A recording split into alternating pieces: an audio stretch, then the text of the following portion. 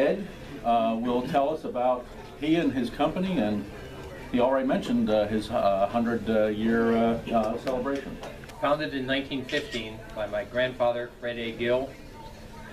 Gill Rock Drilling Company is a small manufacturing and contract drilling company located on Cornwall Road and Fruit Street, right down from Triangle Car Wash.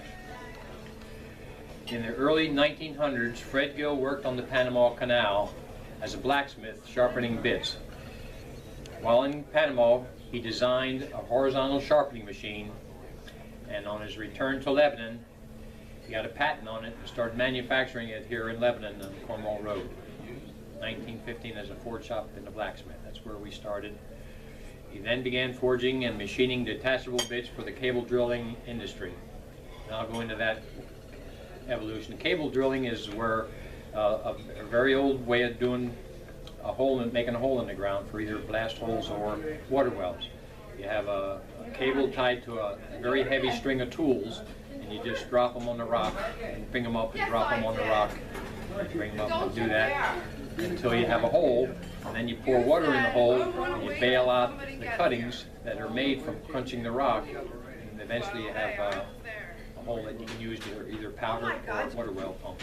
Gill Rock grew into a cable tool manufacturing and bit sharpening shop, and is still manufacturing a full line of the cable tools, although we don't forge them anymore, we machine them. 1951, 2 years after Fred's death, his wife, Ethel Gill, was elected president of Gill Rock, becoming one of the first women to run a company in the drilling business. Under the direction of Ethel, the company began to manufacture tools for rotary drilling as well as cable drilling. Now, rotary drilling was the next evolution. Instead of dropping this string of tools, you had a drilling machine that would rotate a string of tools and force high pressure or low pressure air through the center of the tools to flush the hole. So you didn't have to pour water in it and bail it. You just, the air from the compressors blew the cuttings out of the hole, and that's how you made the hole. And it was a tri-cone rotary bit that allowed you to drill. They started manufacturing those tools. In the late 1950s, Fred and Ethel's oldest son, who was my father, Butch Gill, was a contract driller in Connecticut, and his son Frank, my brother, was a mining engineer from Colorado School of Mines, and they designed and developed a blast hole drilling machine that we're currently manufacturing. So that was in the 50s when Elvis was around, and some of us remember that. Beetle, which is what the drill is called, it was initially called a bug, but then when they improved it and they could do more things, they called it a Beetle. That was the evolution there, and that's still called a Beetle, and we actually have that's our patent. That's a registered name. The Beetle is a crawler-mounted all-terrain drilling machine used primarily to drill blast holes in an open-pit mining application. However, the Beetle's small size and maneuverability have made it a versatile machine, drilling holes for retainer walls, telephone poles, road construction operations, and water wells. The Beetle is also able to maneuver inside buildings to drill monitoring wells or large diameter holes for storage tanks or vertical supports or elevator shafts. We actually accomplished that. You might have seen in the newspaper, we had the YMCA had a second floor put in there to have to improve its community service for the kids, and we had our drill inside the gymnasium to drill 24-inch holes so they could put beams in the ground to hold the second floor, kind of inside the building. And we've been in Washington, D.C. and the National Institute of Health to deepen their cellars in there, so we've been inside buildings because of the small size of the drill. We continued to build that Beetle here at Cornwall Road, even though it was designed and initially built in Connecticut. My father brought his business down and joined with his mother. Started that in about 1967. In 1982, Richard A. Gill, the second oldest son, became president of Gill Rock during the transition period after Ethel's retirement. She had a stroke in 1982 and passed away in 1984. Richard emphasized demonstration drilling and getting out there with the drill that we manufacture to show prospective owners how we operate.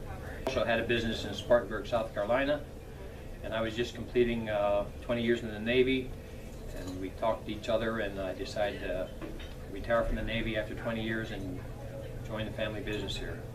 In 1985, I became the president, bringing the third generation into the business. We expanded our contract drilling. We went into quarries and other companies who need drilling done and did it ourselves. until they decided maybe they could purchase a drill. And that's how we developed the enthusiasm for the Beetle. At that time, we had a fleet of 7 Beetles working in Pennsylvania, Maryland, Virginia, New York, and New Jersey in the contracting business. And to move into the 1990s, at Gill Rock, in the manufacturing side, we started purchasing Cnc Lathes, which is a computerized, numerically controlled lathes that are changed from the manual lathes that we used to use in the old days until the computer does most of the work except for the programming. This new lathe would improve quality and efficiency of making the Beetle components, as well as increase our machining of accessories and tools for the drilling industry. It's our 75th anniversary in 1990. We've expanded our facility at Cornwall Road and incorporated an additional 4 lathes and a machining center. Last year we converted a building that was originally used as a forge shop and been there since 1950 into a welding shop to accommodate the fabrication of the Beetle drill. Comply with increasing government regulations, the Beetle drill now includes a cab to protect miners from noise and dust, and we've transitioned from before Tier 1 to, some people know, the diesel engine, Tier 2.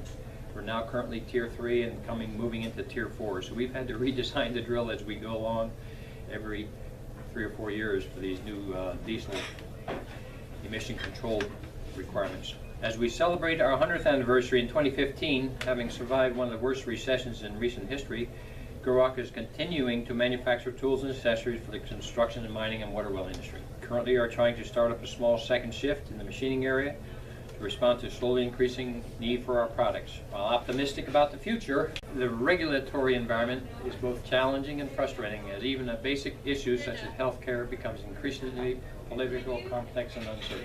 Our plan for the future is to transfer leadership of Gill Rock to the 4th generation. Debbie Gill, my daughter, is in the process of developing a more up-to-date approach to marketing, has initiated a new web page that incorporates a video from Lebanon PA.org. Gill Rock Drill Company Incorporated is Lebanon's most reputable manufacturer and distributor of drilling equipment. Family owned and operated since 1915, we've consistently served the needs of our customers and community by providing high-quality equipment, tools, and supplies for mining, construction, geothermal, and water well drilling. Gill Rock Drill Company provides jobs for about 40 local employees, from engineers to tradesmen, that all play a part in the custom building of our flagship product, the Gill Beetle drill. We design, fabricate, machine, and assemble each Beetle drill to meet our customers' specific needs. Gill Beetle drills are available for sale, lease, or contract drilling.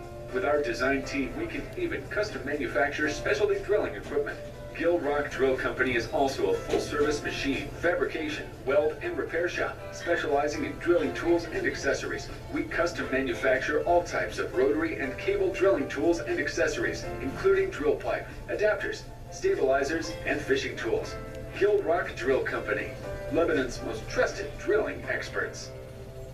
We talked a little bit about the evolution of the drilling from cable to rotary to down the hole drilling over the last 100 years. When my dad was drilling blast holes with a cable machine in Connecticut in granite or hard rock, he could produce 30 foot a day.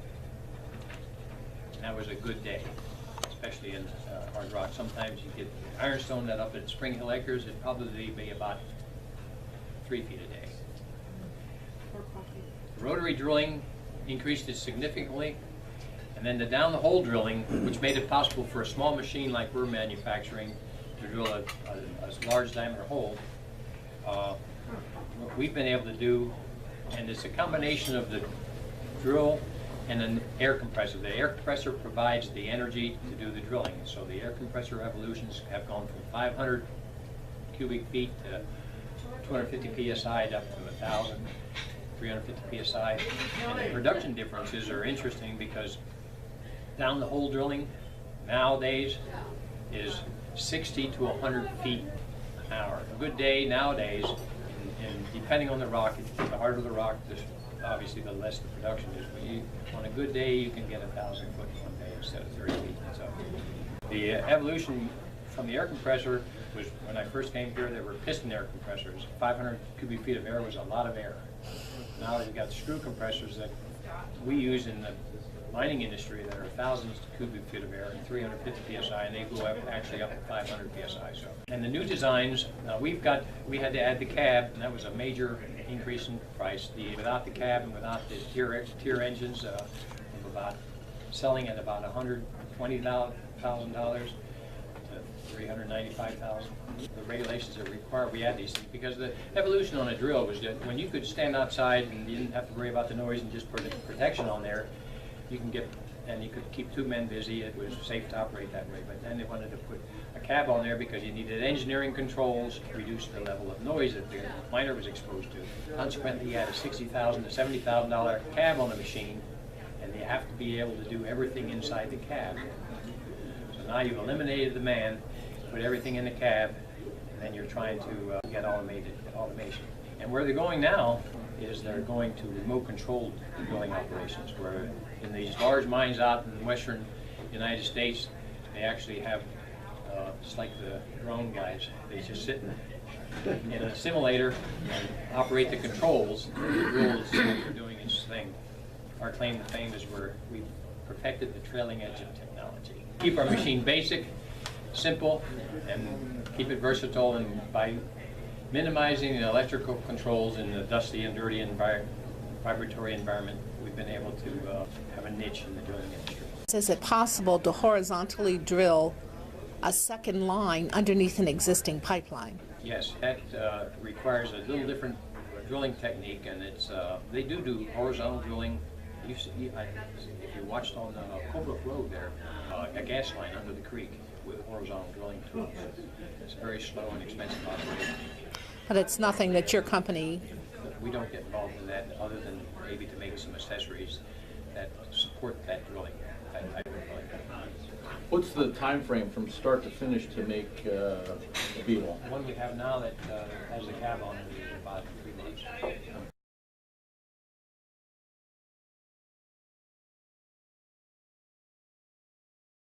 What's the oldest rig that's still out there working? Do you know? There is a company, my dad started this New Haven trap rock. They actually use them as a backup.